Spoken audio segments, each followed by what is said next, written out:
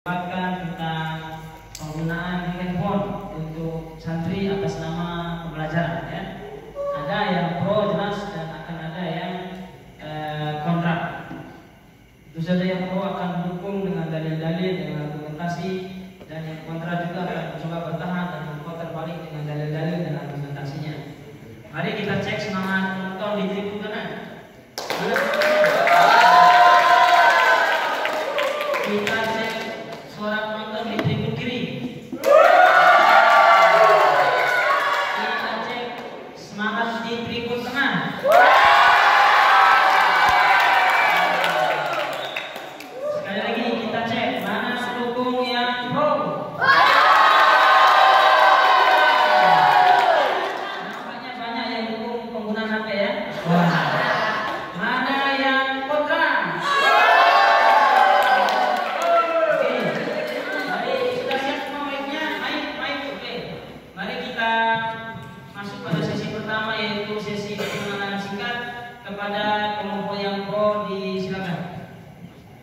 Assalamualaikum warahmatullahi wabarakatuh. Kami dari kelompok 9 dengan status pro dengan juru bicara Muhammad Alfan di samping saya di sebelah kanan di samping kiri saya Jihan Wijalanta. Assalamualaikum warahmatullahi wabarakatuh. Aplaus untuk kelompok pro.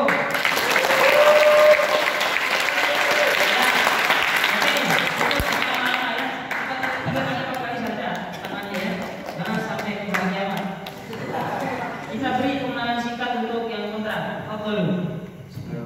Assalamualaikum warahmatullahi wabarakatuh. Kami dari kelompok kontra ingin memperkenalkan diri. Saya di sini Abi sebagai rekannya Abi, dan di sebelah kanan saya ada Abi sebagai juru bicara dan Kamil sebagai pelengkap. Mungkin sekian. Aplaus lagi untuk kelompok kontra.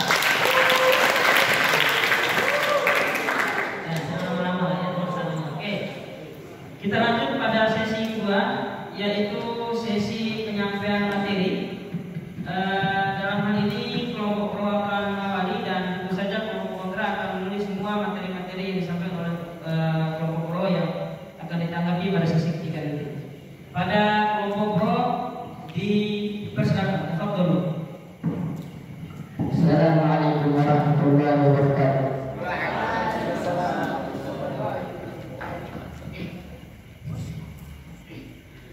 Di sini saya sebagai kelompok pro tentu saja menduduk membawa kemenangan itu dalam kalangan santri dalam rangka pembelajaran. Ya, memang kita tahu apa ini bisa kita bilang dari sumber ilmu. Coba lihat, antum lihat pasti di setiap apa itu ada G itu, Google itu. Coba lihat, coba tuh kalau Google, pasti antum bilang apa ada dalam situ.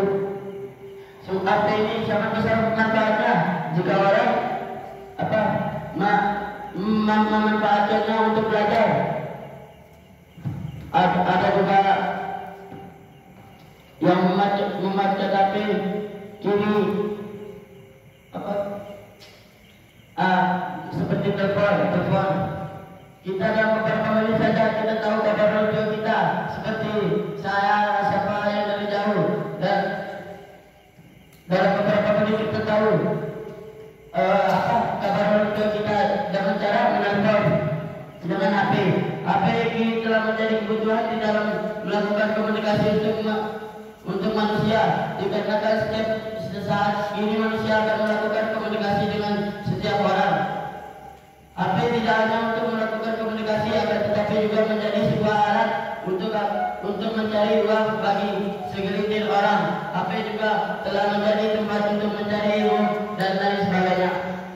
Bisa kita lihat, ada teman-teman kecil seperti saya, siapa ada yang bermain terasa kalau nggak salah namanya, main ML, YouTuber, dapat uang dengan HP. Kita lihat orang kecil dapat menghasilkan uang dengan HP. Begitu besar manfaat HP. Mungkin itu saja dari saya. Mungkin ada tambahan dari teman saya.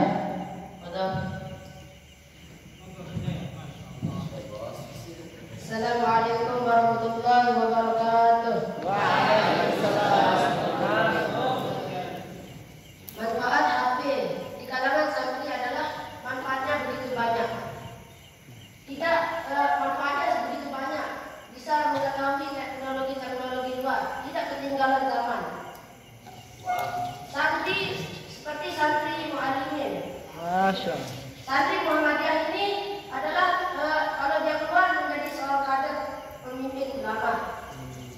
Makanya kalau ada HP, mengapa kalau kita setuju kalau ada HP di sini di pondok untuk kalangan santri untuk supaya keluarnya anak santri muallimin atau santri Muhammadiyah supaya dia bisa menjadi kader-kader ulama yang mengetahui teknologi, bukan saja teknologi agama tapi teknologi dunia. Supaya para ulama tidak ketinggalan masalah teknologi, begitu ya.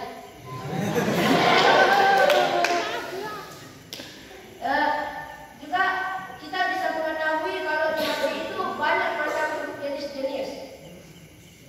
Tapi kita harus mengetahui bahwa HP itu adalah HP itu HP yang mubah, bisa mendapatkan pahala dan bisa mendapatkan dosa. Nah, jadi kalau HP itu kita gunakan di kalangan santri, maka ustaznya harus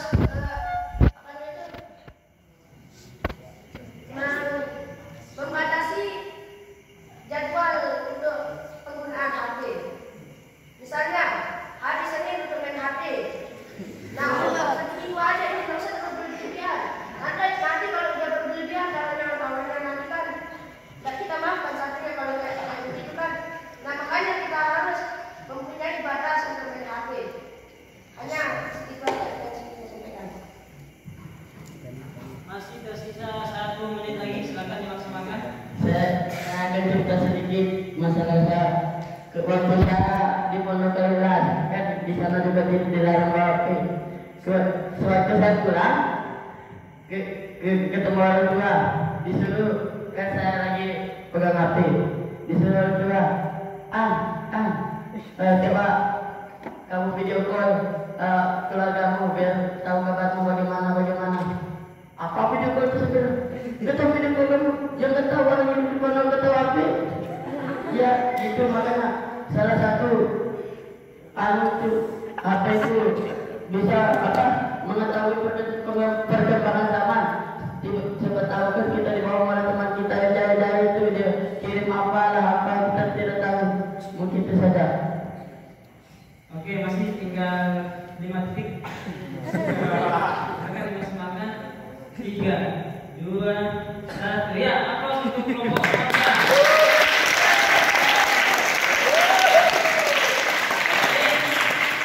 Kita sudah mendengarkan pemaparan dari kelompok kontra, kelompok pro, dan kita sekarang akan mendengarkan materi dari kelompok kontra. Tentu saja kelompok pro sudah siap dengan pulpennya untuk mendengarkan materi yang disampaikan oleh kelompok kontra. Kepada mereka, tolong bersyukur. Baik, assalamualaikum warahmatullahi wabarakatuh. Waalaikumsalam warahmatullahi wabarakatuh. Sebelumnya puji syukur kita haturkan kepada Allah Subhanahu Wa Taala karena rahmatnya kita bisa berkumpul di sini. Hormat kami kepada Yuri yang telah memberikan waktunya kepada kami. Ya, baiklah kita akan menyampaikan materi kami pada malam hari ini dari kelompok kontra penggunaan HP di kalangan santri. Kami akan bagi poin-poin yang kami sebutkan menjadi beberapa bagian. Yang pertama adalah dari segi kesehatan. Perlu diketahui bahwa teman-teman bahwa sesungguhnya bukan hanya dari kita lihat HP itu dari segi manfaat, tapi kita lihat dari segi kesehatan juga, dari segi dampak apa yang akan ditimbulkan setelah berapa lama kita menggunakan HP. Dan itu harus kita analisa dengan teliti dan harus cerdas-cerdas meneliti tersebut. Dari segi kesehatan, dampak yang sangat buruk bagi yang dapat menimbulkannya adalah salah satunya mata menjadi minus. Mau antum semua kita memakai kacamata? Mau enggak? Jelas. Karena itu adalah suatu penyakit yang harus kita hindari. Yang kedua adalah dari gangguan saraf. Ketahuilah bahwa teman-teman, berapa orang sekarang kita mengenalinya, berapa orang di rumah sakit sekarang yang sarafnya terputus, sarafnya otak, saraf otaknya rusak gara-gara HP ini. Berapa orang? Coba angkat tangan siapa yang bisa menyebutkannya? Tentu tidak bisa dihitung. Setiap hari bahkan setiap detik ada aja kasus tentang HP ini. Yang kedua adalah dari segi biaya. Tentulah kita tahu karena orang tua kita pada zaman ini, apalagi sekarang pasca corona, tentu ekonomi belum sangat ekonomi dunia belum terlalu pulih untuk itu. Dan coba kita tanyakan kepada juri, mohon maaf berapa harga HP dan murah? Ya, Standar. yang baru itu 1.900.000. 1.900.000. Antum per pekan sini berapa? Rata-rata 50. Itu adalah kemampuan orang tua antum berikan antum satu pekan. Lalu bagaimana dengan HP ini? 1.900.000. Coba antum operasionalkan. Bahwasanya apa yang harus orang tua antum biayai kepada antum itu sangatlah besar. Itu harga HP, belum lagi harga kuota, apalagi wifi kalau antum tidak menggunakan kuota. Mohon maaf berapa kuota yang antum habiskan dalam sepekan? 100.000. 100.000 per pekan. Coba antum pikirkan, per pekan antum jatah antum di sini sepekan itu adalah 50.000. Kalau antum terus mendesak orang tua antum begini, dong mati orang tua antum mencari uang. Berapa? 65. Orang tua antum pergi ke ladang, gajinya berapa per hari? 100 saya kita hitung 100. Kalau seandainya 100 itu biaya orang tua antum membeli kebutuhan pokok dan lain sebagainya, dalam sepekan itu antum sudah ambil orang tua antum harus menyisihkan 100.000 untuk antum menggunakan HP tersebut. Itu bisa kita pikirkan karena kita ada santri. Sisa 1 menit. Yang ketiga adalah mudarat yang ditimbulkan banyak sekali. Bisa dibacakan ayatnya.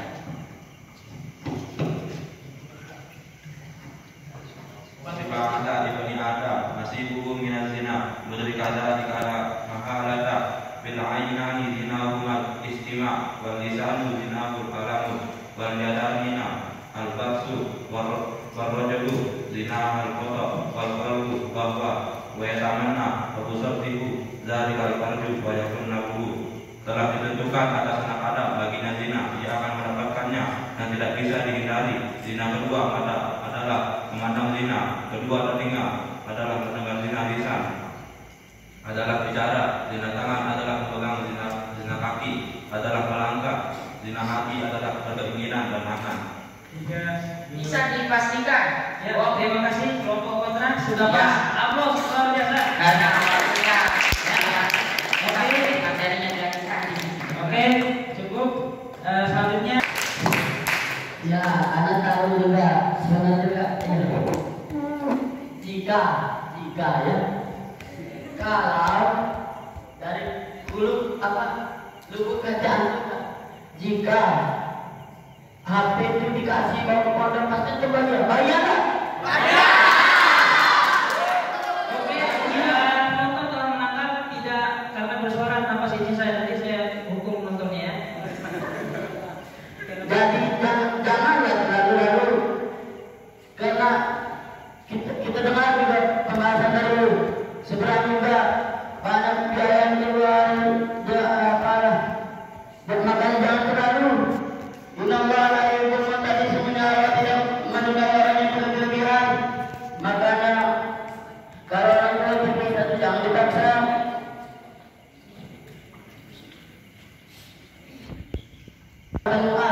Yang melakukan pembelajaran melalui HP dengan saya di sana. Jadi begitu, mungkin ada tambahan teman saya. Tinggal 3 menit. Silakan maksimalkan. Waktu mesti berlari. Ini yang Kelompok kontra tahan dulu ya. Ini kelompok kontra. ini masalah waktu yang tadi aku sebutkan. Ini pasti para ustadz tidak mungkin membiarkan santrinya untuk berlebihan memegang HP. Pasti dia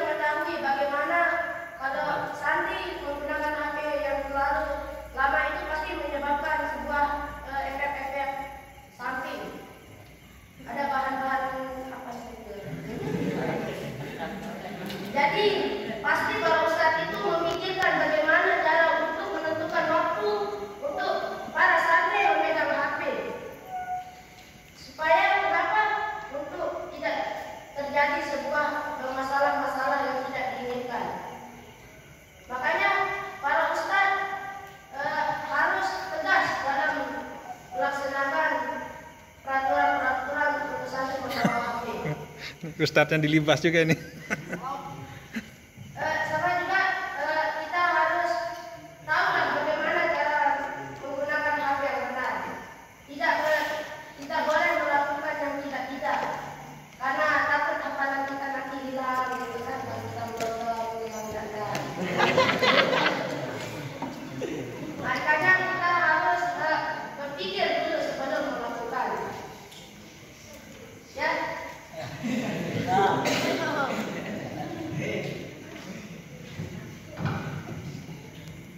Kan ini musim corona, kita membutuhkan HP untuk daring.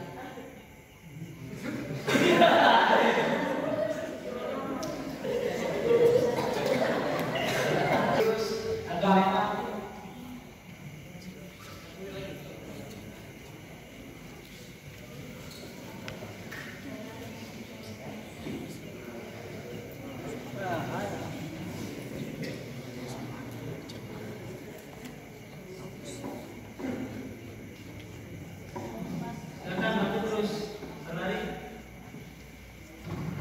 Makanya pakai HP untuk kebaikan.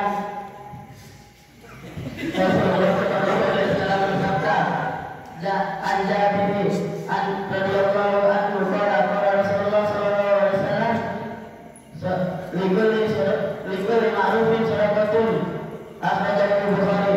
Dan Jabir radhiyallahu anhu semoga Allah meridhoinya yang berkata bahwa Rasulullah SAW bersabda, setiap kebaikan ada sedekah, maka pakai HP untuk apa? Ya, syukran, kelompok pro, aplaus. Sekarang kita berikan kesempatan untuk pro kontra menyampaikan dalil-dalilnya dan argumentasinya. Ya, terima kasih. Seperti yang antum bilang, gunakan HP untuk kebaikan. Pertanyaannya sekarang, apakah antum pernah menggunakan HP untuk kebaikan? Apakah dari 100 berapa persen dari 100% antum menggunakan HP itu untuk kebaikan? Tadi mohon maaf, Ahli, antum bilang menggunakan HP itu untuk konten-konten. Bukankah itu menjadikan kita lalai terhadap Allah? Bukankah begitu? Yang kemudian antum berubah-ubah soal corona, masalah belajar online. Apakah semua, mohon maaf, kebanyakan yang kita ketahui setelah HP dibuka online, setelah bulan akhir, muridnya kemana mungkin? Apakah itu atau sekarang selama ini kan kita belajarnya manual, non spiritual, kita langsung tatap muka. Dan itu ada perkembangannya di peradaban keilmuan. Dan apakah setelah corona ini kita menggunakan HP secara belajarnya secara online, apakah dapat menimbulkan kesan yang lain, ataukah belajar itu lebih efektif, atau dan lain-lain? Antum bilang tadi berpikir sebelum melakukan. Apakah antum pernah berpikir apa dampak HP itu kalau antum menggunakannya? Terus waktu ditentukan. Kalau seandainya, sebenarnya ini saya mau katakan di akhir, kalau seandainya HP ini dibolehkan di dalam pondok-pondok pesantren, lalu apakah semua pondok pesantren modern sekarang, atau sebutkan saya di mana pondok pesantren modern sekarang yang membolehkan santri yang menggunakan HP? HP itu adalah termasuk pelanggaran berat di pondok. Makanya jangan kita membahayakan diri kita atau orang lain. Rasulullah SAW bersabda, la dororo wa la diroro, yaitu janganlah membuat kemudaratan pada diri sendiri dan kepada orang lain. Kita udah tahu kemudaratannya bagi diri kita sendiri, saraf jadi rusak, terus mata minus dan lain-lain. Belum lagi dari segi biaya yang orang tua harus tanggung kepada kita. Kemudian ada kaidah yang mengatakan, tadi dikutip dari hadis Arba'in An-Nawawi karya Imam An-Nawawi rahimahullah taala, hadis ke-32. Kemudian selanjutnya, HP adalah sumber ilmu. Orang-orang pada zaman dahulu yang sudah tentu kepintarannya lebih jauh daripada kita seorang ulama. Orang-orang pada zaman dulu itu, setahu saya, bergurunya kepada ulama juga, bukan kepada Google. Coba buktikan kepada saya satu saja orang yang dengan Google itu mendatangkan ulama atau seorang pemikir yang mengubah peradaban dunia. Bahkan orang Islam sekarang gimana bisa berubah pemikirannya dari tasawuf Al-Ghazali, tasawuf modern kayak karya Muhammad.